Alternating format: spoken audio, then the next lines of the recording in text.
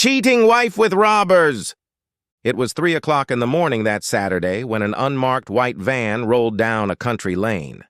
As soon as the farmhouse came into view, the van's headlights went out. It rolled down the hill and stopped in front of the barn next to the house. Without a word, 3 men got out of the car, quietly opened the barn door, and pushed the van inside. There was nothing in it but a few tools. This was a house, not a working farm. The men waited. There was no need to break in. The occupants would open the door themselves. That's what happened just before 7. In the 70s, there were no cell phones, no surveillance cameras on the walls, and banks closed on weekends. Sedgeton was a thriving market town on the Somerset level, but its Barclays Bank branch already had an ATM and overnight depository, thanks largely to Harvest Saturday. The origins of the event are lost in the mists of time, but by 1971 it had become an official event. Conventional wisdom held that it originally sold only seasonal local produce, but over the years it expanded to sell everything and sell it cheap. The market was always held on the first Saturday in October. Sedgeton's Market Square, which was actually a large rectangle, was filled with stalls from dawn. Trucks and vans drove up, waiting patiently for each other while merchandise was unloaded and stalls were set up. A neighboring field, a short walk from the square, housed vendors' vehicles. And in recent years they had been joined by the cars of buyers looking to secure a favorable contract. Many of them traveled a long way. The harvest market officially opened at 10, although the grocery stores served breakfast as early as 9. Their first customers were other merchants. There weren't many police officers, but those that were there kept to the shadows. Everything was friendly, but attracted a few pickpockets. The busiest day of the year, it was always a money market, especially after the field was expanded to accommodate the traveling fair.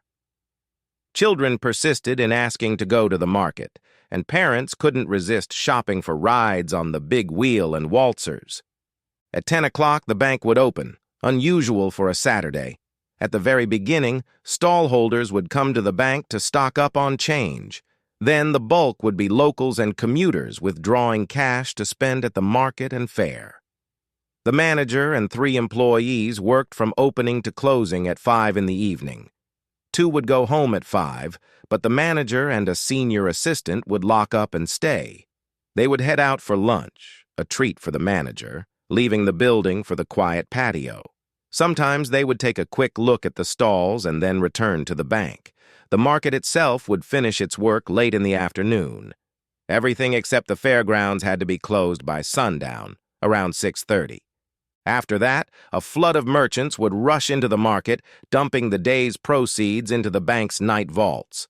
The couple's final task was to clear the night vaults and place the cash in the safe. It would self-lock at 7 in the evening and unlock at 10 the following Monday morning. In a good year, there might be about £500,000 in there, which in these parts would be enough for 20 new houses. The last 2 employees would leave at 7:30, and Securicor would pick up the cash on Monday. Anything left in the overnight vaults would be perfectly safe. A middle-aged man in running clothes and expensive sneakers came out of the farmhouse. He looked at the horizon and stretched. A small belly pressed against his sweater. He patted it down and started running, not looking at the barn, down a barely visible path in the grass. When he reached the end of the field, he went over a ridge and disappeared. The men who had been waiting for them slipped out of the barn and went up to the house. Mabel was in the kitchen taking 2 slices of Arthur out of the toaster. He preferred them cold and crispy. The butter was in the refrigerator and warming up next to the coffee maker. When she reached into the cupboard for the raspberry jam, a hand grabbed her wrist and the other clamped her mouth shut so she couldn't scream. Her head rested on her assailant's shoulder, and he spoke threateningly into her ear. "Is your daughter the only stranger in the house? Just nod or shake your head."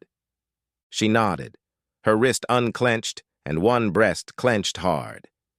"Do you want us to go and do it to her?" She shook her head. "Then when I remove my hand, you'll be quiet." Another nod. "Okay, I'm letting you go." Don't start asking stupid questions like, "Who are you?" and "What are you doing?" Silence is silence. He let her go, and she turned to face him. Behind him stood two other men. One of them was dressed the same as the first, jeans and a sweater. The third was ridiculously dressed in an elegant suit and shiny shoes. "Is your daughter, Patty, still in bed?" "Yes." It bothered her that they knew her name. "What are your plans for today, Mabel?" "Nothing much. We'll look around the market later. Patty loves the fair." "When will your husband be back?" "About 7:45. "Right." The guy in the suit started looking for eggs and bacon. The other two escorted Mabel to Patty's bedroom. They woke her up, threatened to keep her quiet, and made her get up. She was wearing pink pajamas like her mother's. As soon as she put on her slippers and robe, they all went downstairs. There they were given orders and made to repeat them. When they had all understood, young Patty sat down at the table with a cup of tea. Mabel brewed more coffee and made a roast breakfast for everyone. The four of them were already eating it when Arthur entered the kitchen, puffing. The man in the suit, who had been watching his approach, grabbed him as he came in. The situation was then explained to him, as his wife and daughter had done, but he clearly didn't understand the need for silence. "You can't—" The guy in the suit slapped him across the face, and the other two walked over to Mabel. One grabbed her from behind by the shoulders and turned her around to face her husband. The other pulled off her slippers. "I said be quiet. Now your wife has bare feet." "You never—" He received another slap, and Mabel's pajamas came undone. A breast showed through the opening. "Looks like we've got a learning disability here. Now she almost lost her pajama jacket, too." "Daddy!" Patty jumped off the stool and rushed over to him. "Please stop talking." He finally understood, and Mabel threw him a scratchy look. They went over the instructions one more time to make sure the family understood how things would work. After breakfast, they asked a few more questions. Who could call or visit, and what the women should do and say in that case. Then the guy in the suit got into Arthur's BMW, and they drove off. Arthur was concerned, not least because neither of them hid their faces. Meanwhile, two men in jeans led the women upstairs. They ignored Patty's bedroom and the master bedroom, but searched the guest room thoroughly. It was empty. There was nothing in the closets or drawers. "Mabel," said one of them, "take off all the linens and put them in one of the other rooms." She did so, and one fellow helped her downstairs. The third man stood looking at the bare mattress. "Patty," he said, "now I'm going to tell you to do something. Then I'll leave you alone until dinner time. You make a fuss and there'll be recriminations. You saw what happened to your father and mother in the kitchen, all because they failed to realize that we were serious. Okay? Get undressed." Patty was a late bloomer, 18 years old, but she hadn't yet reached full development. She didn't argue, but she hesitated. It seemed to her that leaving her here now made as much sense as putting away all the bedding. This room was at the front of the house, directly above the living room. If someone was in there, she wouldn't be able to escape undetected. Not many women would climb out the window naked and run half a mile to the main road, much less a shy 18-year-old girl. She took a deep breath and stripped off her clothes. Then, blushing, stood in front of him and held out the folded clothes. She didn't try to hide or give in to the temptation to make a sarcastic remark. The man did not feign nonchalance. He stared at her breasts. He put his arm around her shoulders and pushed her gently against the wall. "Very pretty," he said, then took her clothes and left. By 10:45, only one phone call rang. Patty's classmate's mother wondered if she and Mabel were going to the market. The answer was no. They both caught colds over the summer and would be staying home this year. And no, they don't need anything. Thank you. The boys decided that Mabel had done a good job. Arthur arrived early and, instead of entering the bank from the front, entered through the backyard. He immediately unlocked the front door, and 5 minutes later the first employees showed up. As everyone entered, introductions began. This is Mr. Goldsmith from the main office." There were nods and muffled greetings. "He's their systems manager and has come here to learn our system. You know that the situation in Sedgeton is not usual. He will only be observing." "Thank you, Mr. Cudlip. I would just like to confirm that it is indeed only an observation. I'm not going to look over your shoulder and ask you stupid questions." A murmur of relief and laughter was heard. "I'll spend most of the day in Mr. Cudlip's office just shifting papers around. That's all we do at head office, as you well know." Laughter again. The rest of that harvest Saturday passed as usual. Mr. Goldsmith made 2 telephone calls every hour, without any definite time. After each one, he assured Arthur that all was well on the farm. Mabel prepared lunch around 1 boss in the afternoon. The second man approached Patty and did not look at her. "Does my mom know I'm not wearing any clothes?" she asked. He looked at her. "No clothes? I hadn't noticed." Patty didn't like the first guy looking at her and touching her, but she was shocked when she realized she didn't really like being ignored either. "I'm bored," number 1 said, leaning back on the back of the couch. "There's nothing on TV. I'd like to fondle Mabel's body."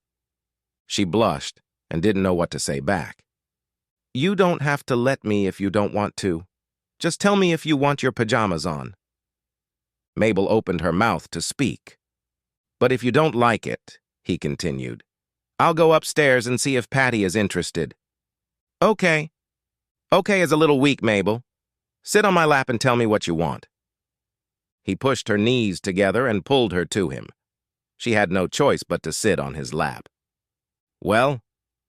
"I want you to fondle my body," she said. The other guy came over and sat down next to her. "Please fondle my breasts," she said, blushing. "Well, okay then. If you insist." He pulled off her jacket and tossed it aside. Then he gave them a good squeeze. "Does it feel good?" "Yes." "You're telling the truth." "The body never lies," number 2 said. "If you want me to do it too, sit on my lap." Mabel shifted. "Let's make this easier for you," said number 1. "We tell you what we'd like to do, and you know that Patty is an alternative. Then you tell us if that's what you want to do.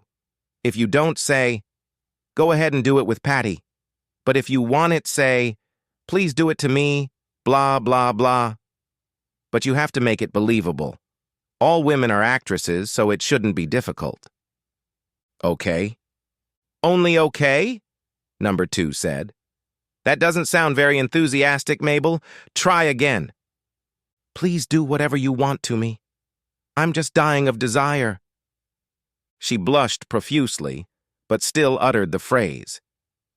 "Not bad," said number 2. "Let's see if you can also take the initiative." She stood up and gracefully kicked off her slippers, then took off her pajamas and showed off her charms in front of their faces.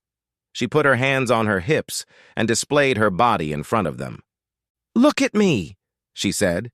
"You can do whatever you want to me." The phone rang, and number 1 walked over and picked it up. He waited, but was silent. Then, "Yes, everything is all right here." "No, we're having fun with Mabel. She wants us both to make love to her. I thought you said it was going to be okay." "No, of course we won't. She's only 18. She came back and sat down on the couch next to the 2 of them. "So, where were we?" They made love to her. Stan, the youngest cashier, was called into Cudlip's office. It was 15 minutes before closing time and business was slow.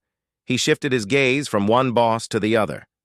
"Stan," Mr. Goldsmith said, "I'd like you to run a little errand for me." He pulled out a 20-pound bill and held it out to him, along with a piece of paper. "Here's a list of things I need at the supermarket before I go back to head office. Go through there and buy them. It'll be late closing time when you're done, so come back out the back door. Do you agree?" "Yes, Mr. Goldsmith." "Good man. No need to tell the others, since I'm authorizing an hour of overtime for you, and you can keep the change." So Annette, the 4th employee, was the only one to go out the front door, and it was locked behind her. Arthur Cudlip and Ms. Brahms began the closing procedure. By the time Stan returned, handed over 2 bags from Tesco, and left, the main lights had gone out. Mr. Goldsmith put them in the storage room. They all went to the manager's office. "We have a different plan today, Ms. Brahms," Arthur began. "Mr. Goldsmith is plotting some changes." She turned to look at her visitor. Her eyes widened when she saw the gun. "I have a little job for you to start with, Arthur. I noticed a large janitor's bucket in the restroom. Take it to the strong room and put it in the corner. Then come back here and undress. You know what will happen to your family if you don't." Arthur walked away. Goldsmith turned to Ms. Brahms. "You may undress now." He pointed the gun at her feet. "If you whimper, make any noise, or disobey, I will shoot off 1 toe. And that will be just the beginning." Ms. Brahms never married. She had a boyfriend at university and made him wait 3 months before she put all her strength into it. He lasted less than 4 minutes. The second time, he lasted 5 minutes. She left him wondering what all the fuss was about. Then she went out with her girlfriends to celebrate getting her first job. This job. In the restroom, one of her friends, slightly tipsy, kissed her while they were washing their hands. Ms. Brahms was shocked and slapped her across the face. When she returned to the group, she was relieved to see that girl was gone. She had drunk too much baby cham and was groped by a drunk man in the parking lot. A knee strike to the groin made him refuse to take any further action.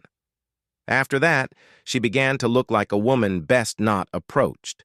She was popular and friendly, but she wasn't on the prowl. She read about astronomy, practiced Tai Chi, and hiked with male and female friends. When it came to camping, she could pitch a tent faster than most. And in the yard stood her 10-speed bicycle. Ms. Brahms didn't like to be thought of as one of those ladies who lunch, much less a maiden. But that was exactly what she was. In her 46 years, she was quite content with her position, and she was far from stupid, so she undressed as ordered. "What an amazing body," he marveled. Arthur returned, undressed as commanded, and sat down in the visitor's chair. He was inclined to agree with Ms. Brahms's assessment, as his body quickly attested. The intruder stood behind her and straddled her hips. "Lean forward toward your boss." He began to make love to her in front of her boss. By now, Patty had gone to the bathroom twice and had put on a robe. It was getting chilly. She ate hot, homemade vegetable soup. Coming downstairs, the 2 uninvited guests in jeans, usually big meat-eaters, were surprised at how much they enjoyed it. "She's a good lovemaker and a good cook," laughed one of them. Now Mabel was on her hands and knees, one having sex with her and the other standing and watching the Yeti. 15 minutes later, they were both making love to her. Then they let her wash and clean herself up at the kitchen sink. "Great body," number 1 said. "I bet your old man uses it every night." The end. Subscribe to my channel. Thank you.